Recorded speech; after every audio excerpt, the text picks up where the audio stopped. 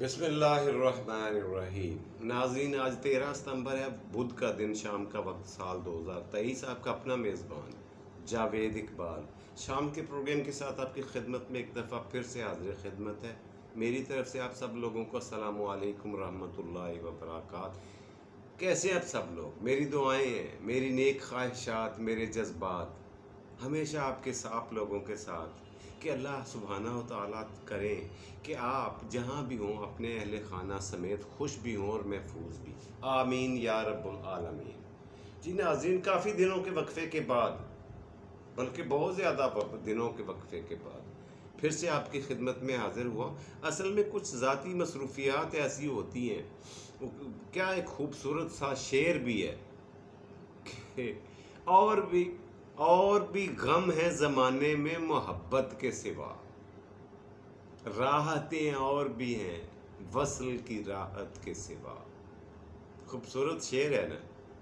بس کچھ اسی طرح کا سلسلہ ہے۔ انسان کو بہت ساری اور زندگی میں کام ہوتے ہیں، مجبوریاں ہوتی ہیں، مصروفیات ہوتی ہیں، کچھ ذمہ داریاں، بلکہ خوشگوار ذمہ داریاں، جن کی وجہ سے آپ لوگوں سے دور رہا۔ خیر، آپ سے معذرت خواہ ہوں۔ جی ناظرین، شام کے پروگرام کا ہمارا پہلا اور مین سیگمنٹ ہوا کرتا ہے آج کی کہانی، جو آپ کی خدمت میں پیش کروں گا بڑی معنی خیز، توجہ طلب اور سبق آموز ہے۔ کہا جاتا ہے، بلکہ صحیح بجا طور پر کہا جاتا ہے، کہ اللہ سبحانہ و تعالیٰ نے، اللہ جل شانہ نے، تبارک و تعالیٰ نے دنیا جہان، دنیا و ما فیہا میں جتنی بھی چیزیں پیدا کی ہیں، ایک چھوٹی سے چھوٹی جڑی بوٹی سے لے کر بڑی سے بڑی، بڑے سے بڑے پہاڑ تک، کوئی چیز، ایون اے سنگل تھنگ، ایک بھی چیز بلا مقصد اور فضول پیدا نہیں کی۔ یہ علیحدہ بات ہے کہ ہم اپنی کم عقلی اور ایک اپنی تھوڑی سمجھداری کی وجہ سے ان کی اہلیت صلاحیت اس چیز کے اوصاف تک پہنچ ہی نہیں پاتی۔ ہماری عقل اتنی محدود ہے کہ ہم لوگ پہچان نہیں پاتے کہ اللہ کی کیا حکمت ہے یہ چیز پیدا کرنے میں۔ لیکن یہ بات ذہن میں رہے کہ اس کی بنائی ہوئی کوئی چیز فضول اور بیکار، بے مقصد ہو ہی نہیں سکتی، آؤٹ آف کویسچن، اس کا سوال ہی پیدا نہیں ہوتا۔ خیر، اسی طرح اسی نقطے کے گرد گھومتی ہوئی ایک کہانی آپ کی خدمت میں پیش کرتا ہوں، جس کہانی سے یہ ثابت کرنے کی کوشش کروں گا کہ یہ حقیقت ہے جو میں نے آپ کے سامنے یہ مفروضہ نہیں ہے، یہ من گھڑت یا تصوراتی یا کوئی خیالی پلاؤ نہیں ہے، بلکہ حقیقت ہے۔ چھوٹی سی ایک بڑی اچھی اور دلچسپ کہانی ملاحظہ فرمائیں۔ کسی بہت بڑے خوشگوار ملک کا ایک بادشاہ ہوا کرتا۔ اب بادشاہ، اس میں کوئی شک نہیں ہے کہ بادشاہ میں، ہر بندے میں کچھ خوبیاں اور خامیاں تو ہوتی ہیں۔ بادشاہ سلامت میں خامی، ایک خامی، بلکہ ایک ایسی خامی جو بہت ساری خوبیوں کو بھی چھپا لیتی ہے، وہ اس بندے میں تھی۔ وہ یہ تھی کہ وہ دوسروں کو حقیر سمجھتا تھا۔ دوسرے لوگوں کو دیکھ کر، دوسری چیزوں کو دیکھ کر ان کو حقارت کی نظر سے دیکھنا، ان کو کم تر سمجھنا، اپنے آپ کو سپیریئر اور دوسروں کو انفیریئر سمجھنا، یہ اس کی عادت تھی۔ یہ ایسی بری عادت ہے آج بھی جس بندے میں ہو، وہ ہے کئی لوگوں میں، میں ذاتی طور پر جانتا ہوں ایسے لوگوں کو۔ وہ بہت بڑے بڑے تعلقات اور رشتے گوا لیتے ہیں، گلا گھونٹ دیتے ہیں، زہر دے دیتے ہیں اپنے اس رویے کی وجہ سے بہت قریبی رشتوں کو۔ ان کی طبعی عمر سے پہلے ہی ان کو قتل کر دیتے ہیں، ان کو مار دیتے ہیں، صرف اپنی اس بری عادت کی وجہ سے۔ خیر، بادشاہ سلامت کو بھی یہی عادت تھی۔ ان کے دربار میں جو بھی بندہ غریب آتا، مسکین آتا، یا گداگر یا فقیر آتا، یا کوئی درویش آ جاتا، تو اس کے لباس پر خاص طور پر نظر ڈالتا، اس کو مقام، عزت، رتبہ اور مرتبہ اس کے زیب تن کیے ہوئے لباس سے، اس کے جوتوں سے، اس کے پہنے ہوئے زیورات سے، اس کے تاج سے اور اس کے مال و متاع سے لگاتا، اس کی عزت کرتا، اندازہ لگاتا۔ اس کی یہ عادت اتنی پکی اور پیدائشی تھی کہ یہ جا نہیں سکی، اساتذہ کی بتانے اور نشاندہی کرنے کے باوجود سے، عقل مند لوگوں کے بتانے کے باوجود وہ اپنی اس عادت سے چھٹکارا نہیں حاصل کر پایا۔ خیر، شکار پہ جانا اور جاتے رہنا بادشاہ سلامت کی، آپ کو پتہ ہے جتنے بادشاہان گزرے ہیں سب کی یہ محبوب عادت ہوتی ہے، یہ مشغلہ ہابی ہوتی ہے، فیوریٹ ہابی، بیسٹ ہابی، شکار کھیلتے ہیں۔ اور پھر ان دنوں اور آج کل بھی شکار کے لیے جو بہترین چیز ہے، جنگلات میں، پہاڑوں میں، جھاڑیوں میں جانے کے لیے وہ گھوڑا ہی ہے۔ گھوڑے پہ بیٹھ کر بادشاہ سلامت اور ان کے سارے مصاحبین، وزراء اور مشیر ان کے ساتھ جو ماہرین تھے شکار کے، وہ ان کو ساتھ لے کر نکلا کرتا تھا۔ ہوا یہ کہ بادشاہ سلامت ایک دن شکار کرنے کے لیے جنگل کی طرف نکلا، اس کی نظر کسی چھوٹی سی موومنٹ پہ پڑی، زمین پر اس نے دیکھا کہ پتوں کے درمیان کوئی چیز ہل رہی ہے۔ غور کرنے پر اس نے دیکھا، محسوس کیا کہ وہاں پہ ایک کیڑا ہے، بدنما کیڑا، اور وہ گندگی، غلاظت کھا رہا ہے۔ بادشاہ سلامت نے انتہائی ناپسندیدگی اور انتہائی تکبر کا، انتہائی تمسخرانہ انداز کا مظاہرہ کیا اور ایک فکرہ بولا کہ اگر اللہ سبحانہ و تعالیٰ اس طرح کی چیزوں کو نہ بھی پیدا کرے تو کیا ہو جاتا یار، یہ دیکھو ہے کیا اور حرکت کیا کر رہا ہے، یہ دیکھو اور اس کے کام دیکھو۔ یہ اس کا کہنا تھا کہ وہیں پہ شکار کرتے کرتے کچھ ہی دنوں کے بعد بادشاہ سلامت کے گھوڑے کا پیر اٹکا، ٹھوکر کھائی، نیچے گرا، بادشاہ سلامت گرے اور ان کی ایک ٹانگ پہ زخم آ گیا۔ وہ زخم لیے ہوئے بادشاہ سلامت واپس اپنے محل کی طرف لوٹے، اور زخم اپنے وجود سے کئی گنا زیادہ درد کر رہا تھا، تکلیف میں مبتلا کر رہا تھا، بادشاہ سلامت کو کرا رہے تھے، زور زور سے رو رہے تھے معمولی سے زخم کو لے کر۔ اب اس زخم نے اپنا کام دکھانا شروع کیا۔ غور کرنے کی بات ہے ناظرین کہ پہلے تو وہ ٹانگ پہ تھا، جیسے جیسے وقت اور دن گزرتے گئے اس نے پوری ٹانگ کو اپنی لپیٹ میں لے لیا زخم نے، اور پھر جب دوسرے جسم کی طرف بڑھنے لگا تو بادشاہ سلامت کی تشویش میں اضافہ ہوا۔ سارے شاہی بادشاہ کے اپنے سرکاری جو حکامات تھے، حکیم تھے، جو ڈاکٹر صاحبان تھے، جو طبیب تھے، جو سیانے تھے میڈیکل کے، سب کو اکٹھا کیا، ٹرن بائی ٹرن، باری باری، اور پھر گروپوں کی صورت میں، لیکن کسی کی کوئی تجویز، کسی کا بھی کوئی کوشش کارگر ثابت نہیں ہو رہی تھی۔ وہ زخم تھا کہ بگڑتا ہی جا رہا تھا اور بڑھتا جا رہا تھا، اور اپنی ٹانگ سے اب نکل کر جسم کے دوسرے حصوں تک پھیلنا شروع ہو گیا۔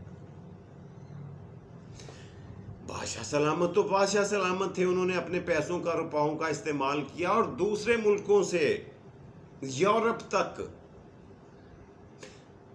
بہترین قسم کے پروفیسر، ڈاکٹرز، انتہائی بہترین معالجین اور طبیب لوگوں کو، معالجین کو بلا کر لایا گیا بادشاہ کی بیماری کو، زخم کو سہلانے کے لیے، سمجھنے کے لیے اور اس کا علاج کرنے کے لیے۔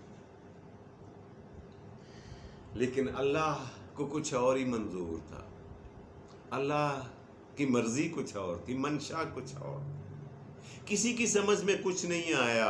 بالآخر جو دور دراز سے دوسرے ملکوں سے ماہرین آئے ہوئے تھے، انہوں نے کہہ دیا بادشاہ سلامت سن لیجئے، آپ کی زندگی کے کچھ ہی دن باقی ہیں، اب آپ اس جہان فانی سے کوچ فرمانے والے ہیں، اس لیے کہ یہ بیماری اس سے پہلے دنیا کے کسی حصے میں ہم نے دیکھی نہ سنی، نہ اس کے بارے میں ہم نے پڑھا، اور نہ اس کے علاج کے بارے میں ہمیں کچھ بھی پتا ہے، اور یہی حال آپ کے اپنے ملک کی طبیبوں کا، حکیموں کا ہے۔ بادشاہ سلامت، آپ کے جو ملک کے حکیم ہیں ان کا بھی یہی حال ہے، ان کو بھی پتہ نہیں یہ ہوا کیا ہے اور ہو کیا رہا ہے اور اس کا انجام کیا ہوگا۔ آپ تیزی سے اپنے انجام کی طرف یعنی موت کی طرف بڑھ رہے ہو۔ اب یہ سننا تھا بادشاہ سلامت کا، تو وہ ہمت ہار بیٹھے، ہمت ہار بیٹھے کہ پہلے تو بیٹھ جاتے تھے، کھڑے ہو جاتے تھے، اب وہ چارپائی کے ساتھ چارپائی بن گئے، لیٹ گئے، اور اتنی جرت اور ہمت اور حوصلہ نہیں پکڑتے تھے کہ اٹھ کر جا کر واش روم تک ہی ہوا، حالانکہ وہ ایسا کر سکتے تھے۔ لیکن جب کسی بندے کو یہ بتا دیا جائے کہ اب تمہاری زندگی کے گنتی کے دن باقی ہیں، تو یقین جانیے اس کی جان اسی وقت نکل جاتی ہے، صرف فارمیلٹی باقی رہ جاتی ہے، یعنی سانسوں کا بند ہونا ہی باقی رہ جاتا ہے، وہ آدمی مر چکا ہوتا ہے ذہنی طور پر۔ یہی بتایا گیا بادشاہ سلامت۔ اچھا، بادشاہ سلامت نے اپنے ارد گرد بیٹھے ہوئے تمام لوگوں سے یہ کہا کہ میرا بچپن میں ایک استاد ہوا کرتا تھا جس نے مجھے قرآن پڑھایا تھا، دربار میں ہمارے قرآن پڑھانے آتا تھا، ان کا پتہ کرو، میں آخری وہ شخصیت ہیں میں زندگی میں جن کو آخر میں ان سے ملنا چاہوں گا، ان سے ملنے سے پہلے مرنا پسند نہیں کروں گا۔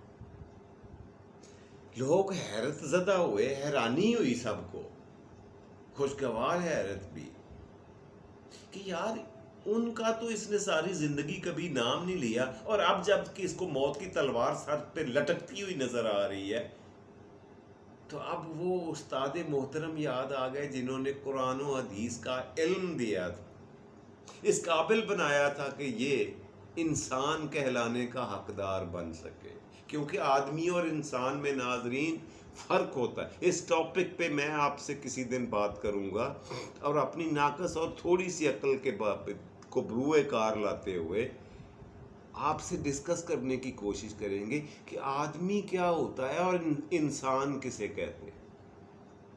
میری نظر میں فرق ہوتا ہے، لیکن کیا، یہ ایک لمبا ٹاپک ہے، اس پہ بات کسی دن کر لیں گے، بات ابھی ہم نے بادشاہ سلامت ہی کی کرنی ہے۔ خیر، اس استاد صاحب کو، استاد محترم کو بڑی بسیار کوشش کے باوجود، جد و جہد کے بعد، بہت دور دراز کے کسی علاقے سے، کسی ٹوٹے پھوٹے گھر سے اٹھا کر لایا گیا، بدحالی میں، پھٹے ہوئے کپڑوں میں، ٹوٹے ہوئے جوتوں میں۔ سپاہیوں کو حکم تھا جی ان کو لے کر آ گئے، بادشاہ سلامت کے حضور پیش کر دیا۔ بادشاہ سلامت کی زبان تو چل نہیں رہی تھی، آنکھوں سے آنسوؤں کی جھڑی لگ گئی، اور آنکھوں کے آنسو اتنا کچھ کہہ رہے تھے کہ زبان کا بولنا ضروری نہیں تھا، اتنا کچھ بتا رہے تھے، اتنا کچھ عرض کر رہے تھے۔ ان کے آنکھوں سے گرنے والا ایک ایک آنسو استاد محترم اس کی ٹرانسلیشن اور ترجمہ پڑھ سکتے تھے، اور انہوں نے بخوبی پڑھا بھی اور جانا بھی، ٹرانسلیشن کر لی۔ استاد کہتے ہی اس کو ہے جو آپ کے الفاظ سے زیادہ آپ کے چہرے کو پڑھ سکتا ہو۔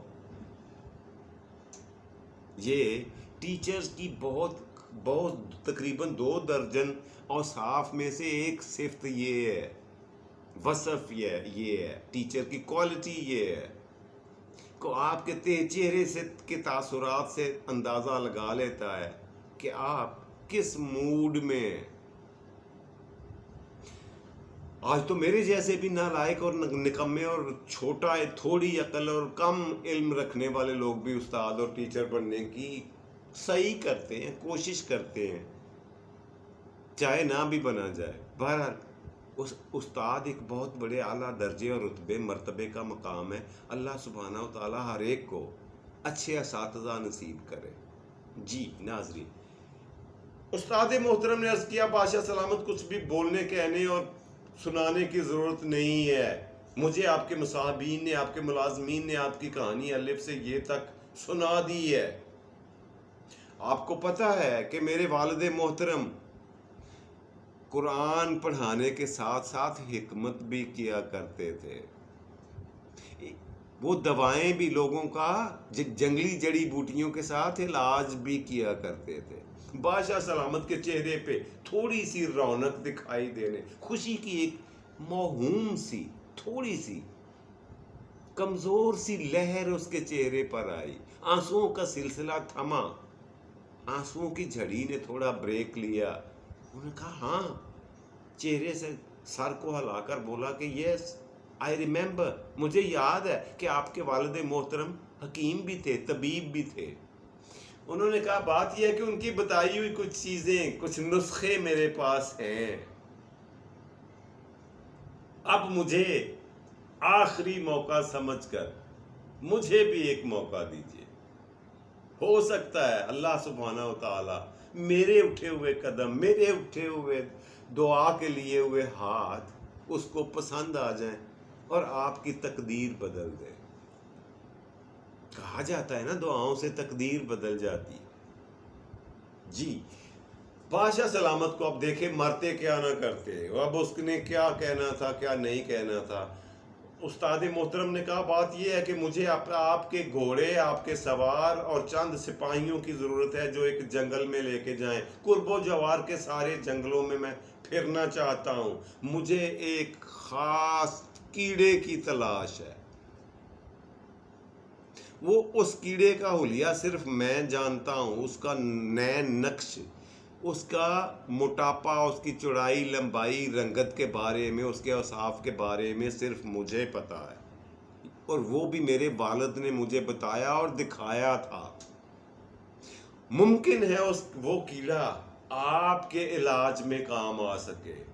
میرا ماننا یہ ہے کہ آپ کے جنگل میں ایسی کسی جگہ پہ گرے ہیں، شکار کرتے ہوئے گھوڑے سے ایسی جگہ پہ گرے ہیں جہاں پہ کوئی غلاظت، کوئی گندگی، کوئی نہایت گندی غلیظ چیز پڑی ہوئی تھی جس نے آپ کے زخم کو ٹچ کر لیا، چھو لیا، مس کر لیا، اور اس کا اثر آپ کے پورے جسم میں ہو چکا ہے. اب اس کا علاج دواؤں سے نہیں ہوگا، اس لیے کہ یہ زہر آپ کے جسم کے ایک ایک بال میں رچ بس چکا ہے. مجھے اپنے گھوڑ سوار دیجئے اور جو جنگلات کو جاننے، پہچاننے اور علاقہ جات کی شناخت رکھتے ہیں وہ میرے ساتھ روانہ کیجئے. بادشاہ سلامت نے اشارے سے کہا جی ساری فوج لے جائیں اپنے ساتھ. اب یہاں انکار کی جرت کسے تھی بھائی؟ خیر استاد محترم نے تمام لوگوں کو ساتھ لیا اور جنگل کی طرف نکل دیے.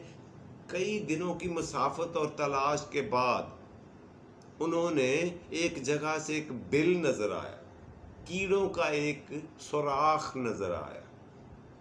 استاد محترم نے اوپر بیٹھ کر اس میں پانی ڈالا سوراخ میں، اور اس میں سے کچھ کیڑے باہر آئے. ظاہر ہے پانی گیا سوراخ میں، ان کا سانس لینا مشکل ہو. یہ دیکھیں ٹیکنیکل ایک طریقہ، جب کوئی ٹیکنیک نہیں تھی تو یہ طریقہ تھا کہ بل میں سوراخ میں پانی ڈالو، جو بھی اندر ہوگا چاہے سانپ ہو کیڑا ہو اس نے باہر آنا ہی آنا ہے. اس طریقے سے انہوں نے کیڑے باہر نکالے اور جلدی سے انہوں نے 3-4 کیڑے پکڑ کے اپنے رومال میں بند کر لیے اور گھوڑ سواروں کو حکم دیا کہ واپسی کا انتظام کیا جائے. فوری طور پر بادشاہ سلامت کے پاس محل میں روانگی کا انتظام کیا جائے اور جتنی جلدی ممکن ہو سکے بادشاہ سلامت کے پاس مجھے پہنچاؤ. حکم کی تعمیل ہوئی جی. تمام گھوڑوں کی لگامیں، ان کا رخ جو تھا وہ شاہی محل کی طرف ہو گیا.